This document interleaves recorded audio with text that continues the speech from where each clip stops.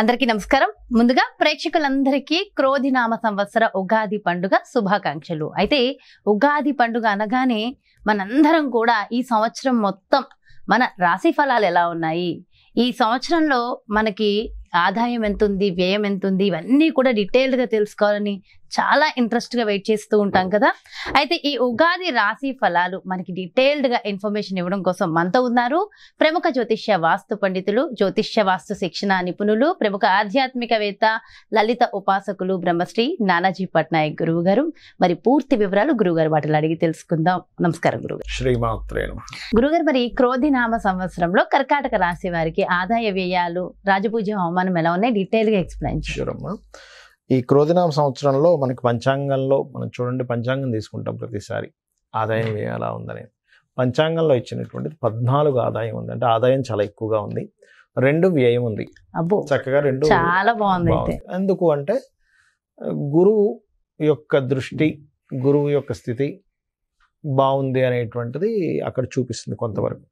కాకపోతే దీనికి నేను ఇంకా అంటే ఆదాయం వ్యయం బాగానే ఉంది, కాకపోతే రాజ్యపూజ అవమానం మాత్రం 6 ఉంది కర్కాటకం వరకు. అంటే మెచ్చుకునే వాళ్ళ సంఖ్య 6, ఇబ్బంది పెట్టే వాళ్ళ సంఖ్య కూడా 6గానే ఉంది. అంటే మనం ఏదో పని చేస్తాం, అందులో ఏ తప్పు ఉందా అని వెతుకుతూ ఉంటారు కొంతమంది. చూసుకుంటే ఈ 6 ఎక్కువ ఉండడం మంచిదే. అంటే దేనికి? రాజ్యపూజ్యానికి. అవమానించే వాళ్ళ సంఖ్య మనం కోరుకోం కదా ఎక్కువ ఉండాలని. మరి తగ్గించుకోవాలంటే ఏం చేయాలి అంటే, వీరు నవగ్రహాల్లో శని మరియు బుధ గ్రహాల దగ్గర దీపారాధన, మరియు కేతు గ్రహం దగ్గర దీపారాధన. ఎందుకు అంటే 3వ స్థానంలో కేతు ఉన్నాడు. ఇక్కడ 3లో కేతు ఉన్నప్పుడు ఏమవుతుంటుందంటే, మనం మధ్యవర్తిగా వెళ్ళి అక్కడైతే సంతకం పెట్టడం వల్ల మనం అనవసరంగా ఇరుక్కొని మనం అవమానాలు పడ్డము, గాసిప్స్ వల్ల అవమానం పడ్డము. అదేవిధంగా అంటే వేటి వల్ల వస్తాయి అవమానాలు చెప్తున్నా, మధ్యవర్తి వల్ల, గాసిప్స్ వల్ల, అదేవిధంగా మిస్కమ్యూనికేషన్స్ వల్ల. మనం ఒక మాట చెప్తే అవతల వాళ్ళు ఇంకొక రకంగా తీసుకుంటారు. మనం చెప్పింది కంప్లీట్ పాజిటివ్, కానీ వాళ్ళు తీసుకునేది కంప్లీట్ నెగిటివ్. ఇలాంటివి ఉంటాయి 3rd హౌస్లో కేతు ఉన్నప్పుడు, బుధరాశుల్లో ఉన్నప్పుడు. అందుకని ఈ విషయాల్లో జాగ్రత్తగా ఉంటూ బుధ, శని, కేతు గ్రహాల దగ్గర దీపారాధన చేయాలి. చేస్తూ విష్ణు సహస్రనామాలు కనుక విన్నట్లయితే మిస్కమ్యూనికేషన్స్ అనేవి పూర్తిగా పోతాయి కర్కాటకం వారికి. ఇక ఆదాయం ఏమైతే అలాగో బాగానే ఉంది. ఇక మిగతా అంశాలు కనుక చూసుకుంటే కర్కాటకం వారికి, వీళ్ళకి లాభంలో గురువు ఉంటున్నాడు కాబట్టి మంచిదే. కాకపోతే సంవత్సరం ఇంకొక 2 నెలల వరకు, సంవత్సరం 2 నెలలు అంటే దాదాపు ఇంకో 14 months వరకు అష్టమ శని ఉంటుంది. అష్టమ శని ఉంటే ఏదో అయిపోద్ది అనుకుని భయపడాల్సిన పని లేదు. అలా అయితే ఇంక అష్టమ శని వాళ్ళందరూ పాడైపోవాలి. అలా కాదు. అష్టమ శని అంటే ఏమిటంటే లేట్ అవుతుంటాయి పనులు. ఏ విషయాల్లో లేట్ అవుతుంటాయి? ఒక ఉద్యోగం వస్తుందన్నాం, ఇదిగో ఇస్తున్నా అంటాడు, ఇదిగో లెటర్ పంపిస్తున్నా అంటాడు, ఇంకోటేదో అంటాడు, వారం రోజులు రావాల్సింది నెల అవుతుంటుంది. అలా లేట్ అవుతుంటాయి. లేట్ వల్ల మనం పేషెన్స్ పెంచుకుంటూ మనం అనుభవం తెచ్చుకుంటాం. శని భగవానుడు అంటే ఏంటంటే మనకు అనుభవాన్ని ఇస్తాడు. గ్రహాలన్నీ కూడా ఏంటంటే దేవతలు అవి, వాళ్ళు ఏదో రాక్షసులు కాదు. మన కర్మ బట్టి మనం అనుభవిస్తూ ఉంటాం. అయితే ఇక్కడ నేను చెప్పేది ఒకటే, మీకు గోచారం ఎలా ఉన్నా, జాతకం ఎంత నీచంగా ఉన్నా ఒకటే గుర్తుపెట్టుకోండి. నేను అమ్మవారిని నమ్ముకున్నాను, అమ్మవారి పాదాలను ఆశ్రయించిన, అమ్మవారు నాకుంది, నాకేంటి అనుకుంటే వెళ్ళండి. మీరు ఈ జాతకం, వాస్తు ఇవన్నీ పక్కన పెట్టేసేవచ్చు. హ్యాపీగా మీరు మీ పని మీరు చేసుకుంటే వెళ్ళండి, మీరు చక్కగా కలిసి వస్తుంది మీకు. అయితే ఇక్కడ మరి జాతకం ఇవన్నీ ఎందుకు ఉన్నాయంటే, ఒక వే లాంటిది, రూట్ లాంటిది. ఈ రూట్ ఇలా ఉండి ఒక లైట్ లాంటిది రూట్కి. అయితే వీరికి ఈ సంవత్సరం చూసుకున్నట్లయితే అష్టమంలో శని, గురువు కూడా మనకి దశమ స్థానం నుంచి 2వ స్థానాన్ని చూస్తున్నాడు కాబట్టి ఫైనాన్షియల్ గ్రోత్ అయితే బాగానే ఉంటుంది. కొంచెం అగ్రిమెంట్స్ చేసేటప్పుడు కొంచెం చూసుకొని చేయండి. అలాగే ఏదైనా ప్రాపర్టీ తీసుకునేటట్టయితే మే లోపలే తీసుకోండి ప్రాపర్టీ, లేదా అక్టోబర్ నుంచి ఫిబ్రవరి మిడిల్ లోపల తీసుకోవచ్చు ఏదైనా ప్రాపర్టీస్ తీసుకుంటే. అలాగే ఈ సంవత్సరం సహజంగా వీళ్ళకి భాగ్యస్థానంలో రాహు ఉంటున్నాడు, అంటే పితృస్థానంలో రాహు. దీని పితృదోషము అంటారు.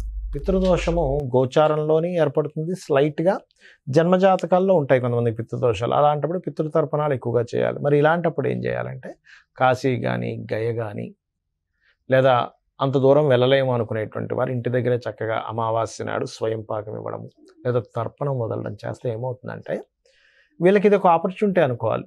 అంటే ఏమిటి? దేవతా పూజలు ఎన్నో చేస్తున్నామంటే ఇంకా ఎక్కడో లోటు, ఇంకా ఏదో రావట్లేదు, నేను సరిగ్గా పూజ చేయట్లేదా అని డౌట్ వస్తుంది ప్రతి మనిషికి. నేను భక్తి సరిగ్గా ప్రదర్శించట్లేదా, నేను పూజ నియమాలు సరిగ్గా పాటించట్లేదా అని డౌట్ పడతారు. అది కాదు అసలు సమస్య. భగవంతుడికి ఏంటంటే మీరు భక్తితో ఏది పెట్టినా స్వీకరిస్తాడు. పితృదేవతలకు చెయ్యరు కొంతమంది తెలియక. అది ఈ సమయంలో కర్కాటకం వారు కనుక చేసుకుంటే అద్భుతంగా ఉంటుంది. అలాగే విదేశాలకు వెళ్ళి చదవడానికి చాలా బాగుంది, వ్యాపారాలకి చాలా బాగుంది కొంతవరకు చెప్పాలంటే. కాకపోతే కొంచెం స్లో మూమెంట్ ఉంటుంది, దీన్ని మనం అర్థం చేసుకోవాలి. అదేవిధంగా రెండో వివాహం కోసం ప్రయత్నం చేసేటువంటి వారికి విదేశీ సంబంధాలు కుదుర్చుకోవడానికి చాలా అనుకూలంగా ఉంది. అంటే ఇప్పుడు చూసే సంబంధాలన్నీ విదేశీ సంబంధాలు కుదురుతాయి వీరికి. అది అదేవిధంగా దశమ స్థానంలో ఉన్న గురువు లాభంలోకి వస్తున్నాడు. అంటే ఏంటి, ఫైనాన్స్ రంగాల్లో ఉండేటువంటి వారికి, ఇలాంటి వారికి కొంతవరకు ప్రోగ్రెస్ ఉంటుందని చెప్పుకోవాలి. ఎందుకంటే శుక్రరాశిలో గురువు వస్తూ లాభస్థానం అవుతుంది అది. ఇక వీరు చేయవలసిన దేవతారాధన స్కందుని యొక్క ఆరాధన కనుక చేసినట్లయితే అన్ని విధాలా బాగుంటుంది. స్కందుని ఆరాధన కనుక చేసినట్లయితే అద్భుతంగా ఉంటుంది అనే విషయాలు. ఓకే ఓకే, చాలా చాలా చక్కగా వివరించారు గురువు గారు. అయితే ప్రపంచ వ్యాప్తంగా, దేశ వ్యాప్తంగా మొత్తం ఎలా ఉండబోతుంది అంటారు ఈ సంవత్సరం? ఒకటేనమ్మా, క్రోధినామ సంవత్సరానికి అధిపతి ఎవరు, అంటే ఈ సంవత్సరానికి రాజు ఎవరు అనేటువంటిది తీసుకుంటే కుజుడు అవుతాడు. కుజుడు అంటే ఫైటింగ్, గొడవలు, ఉద్యమాలు, యుద్ధాలు, వీటికి కారకుడు అనమాట కుజుడు. అందుకని అటువంటి వాతావరణం కనిపిస్తుంది. అయితే లక్కీ ఏంటంటే కాలసర్ప దోషం నుంచి గురువు బయట ఉన్నాడు, అది కొంత సేఫ్ ఇస్తుంది. బట్ ఏదైనా కానీ కొంచెం యుద్ధ సంబంధంగా, అంటే రాజులకి ఇప్పుడు చూడండి అప్పటిదాకా అక్కర్లేదు, మనకి ఫిబ్రవరి నుంచే స్టార్ట్ అయింది దాని ప్రభావం. ఎందుకంటే ఈ రవి మనం జనవరిలో మనం చెప్పుకున్నప్పుడు కూడా చెప్పుకున్నాం, కొంచెం ఈ సమయంలో కొంచెం ఈ బాంబు పేలుళ్ళని, లేకపోతే ఈ గొడవలని, కొంచెం ఈ యుద్ధ నౌకల్ని ట్రాప్ చేయడం అని, లేకపోతే అంటే నౌకా దళాల మీద, లేకపోతే నౌకల మీద, అంటే జలరాశుల్లో కుజుడు శని ఉన్నారు కాబట్టి నౌకల మీద అంటే దాడి చేయడం, దాన్ని హైజాక్ చేయడం లాంటివి ఉంటాయని చెప్పుకున్నాం లాస్ట్ మాట్లాడినవే జరిగింది ఈ మధ్య అంతా కూడా. అంటే ఏమిటి, ఈ సంవత్సరం ప్రత్యేకంగా కొంతవరకు ఈ యుద్ధ సంబంధించినటువంటి ఈ మనం ఊహించినటువంటి మార్పులు అనేకమైన జరుగుతాయి. అంటే అసలు లాస్ట్ మినిట్ వరకు ఇది మారదు, ఇలాగే జరుగుతుంది అనుకుంది, అది సడన్ గా మార్పు వచ్చేస్తుంది. అసలు ఎవరు ఎక్స్పెక్ట్ కూడా చేయరు, అసలు ఇలా జరుగుతుందా, ఇలాంటివి కూడా జరుగుతుంది అసలు ప్రపంచంలో అన్నట్టుగా జరుగుతుంది. అన్ని మార్పులు ఏదైనా కావచ్చు. అంటే టెక్నికల్ గా హై లెవెల్లో మార్పులు చూస్తాము, రాజకీయంగా హై లెవెల్లో మార్పులు చూస్తాము, గుర్తుపెట్టుకోండి. అసలు మోసాల లెవెల్లో కూడా హై లెవెల్లో మార్పులు చూస్తాం. సో కాస్త కేర్ఫుల్ గా ఉండాల్సిన సమయం because of Saturn Mars combination అలాంటిది. అందులో పర్టికులర్ గా మే వరకు ఈ జాగ్రత్తలు తీసుకోవాలి, మెయిన్గా మే వరకు. అదొకటి. ఇక మిగతా అంశాలు కనుక చూసుకుంటే కనుక, అంటే వీళ్ళు మరి ఇప్పుడు ఈ యుద్ధ సంబంధించిన ఇవన్నీ అనుకున్నాం కదా, మరి రకరకాల దేశాల్లో మన ఇండియన్స్ ఉంటారు, అందరూ కూడా మనుషులే కాబట్టి వీళ్ళెవరూ కూడా ఇబ్బంది పడకుండా ఉండాలి అంటే ఒకటే గుర్తుపెట్టుకోండి, కాలభైరవ అష్టకము, కాళికాదేవి యొక్క స్తోత్రాలు, కాలభైరవ అష్టకం కానీ, నృసింహస్వామి యొక్క స్తోత్ర పఠనం చేయడం కానీ, ఆంజనేయ స్వామి యొక్క ఆరాధన చేయడం కానీ, ఇవి గనక చేయగలిగితే, లేదా మీకు దగ్గరలో గోశాల ఉంది, గోవులకు కాస్త బెల్లము, అదేవిధంగా నువ్వులు కాదు సారీ బెల్లము మరియు క్యారెట్లు, నువ్వులు తినిపించకూడదు, పొరపాటు నువ్వులు అన్నాను, నువ్వులు అస్సలు తినిపించకూడదు, బెల్లము క్యారెట్స్ తినిపించాలి. నువ్వులు దానం మాత్రమే ఇవ్వాలి. చాలామంది అంటుంటారు, ఏమంటే నువ్వులు మేము తినిపించాలా అని అడుగుతూ ఉంటారు, ఏది పురోహితుడు తీసుకోవట్లేదని. ఎందుకంటే అమ్మ అది ఏదైనా మనకి ప్రెగ్నెన్సీతో ఉందనుకోండి, దాని ప్రెగ్నెన్సీ ఇచ్చినవ్వడం వల్ల మరింత దోషం ఏర్పడుతుంది. కాబట్టి ఇది జాగ్రత్త తీసుకోవాలి. సో కాబట్టి ఈ జాగ్రత్తలు తీసుకుంటే సరిపోతుంది. ఇదంతా ఓవరాల్ గా సామూహికంగా కూడా చేయడం వల్ల ప్రపంచానికి కొంచెం మంచి జరుగుతుంది కదా గురుగారు. ఇవే కాకుండా ఇంకేమైనా జాగ్రత్తలు తీసుకోవాల్సిన అవసరం ఉంటుందంటారా? జాగ్రత్తలు అంటే ఏం లేదమ్మా, ఒకటి గుర్తుపెట్టుకోండి, నేను చెప్పేది ఒకటే, మనకి ఎప్పుడైనా సరే గ్రహస్థితిలో ఎలాగున్నా, అంటే మన జాతకం ఎలా ఉంది, వాస్తు ఎలా ఉంది, ఇవన్నీ ఎలాగున్నా, నేను చెప్పేది ఒకటే, అమ్మవారిని గనక మనం ఆశ్రయించినట్లయితే ఇవన్నీ కూడా పక్కకు పోతాయి. అయితే మరి ఈ శాస్త్రం ఎందుకు ఇచ్చింది అమ్మవారు? ఈశ్వరుడే స్వయంగా కూడా జ్యోతిష్ శాస్త్రాన్ని ఇచ్చాడు కదా, మనం చెప్పుకుంటూ ఉంటాం కొన్ని వాటిల్లో, మహర్షుల ద్వారా మనకు అందించాడని. మరి ఆ పరమేశ్వరుడు ఎందుకు అందించాడంటే మనకు ఒక జాగ్రత్త చూసుకోవడానికి, ఒక రూట్ మ్యాప్ లాగా మనం ఒక తయారు చేసుకుంటున్నాం.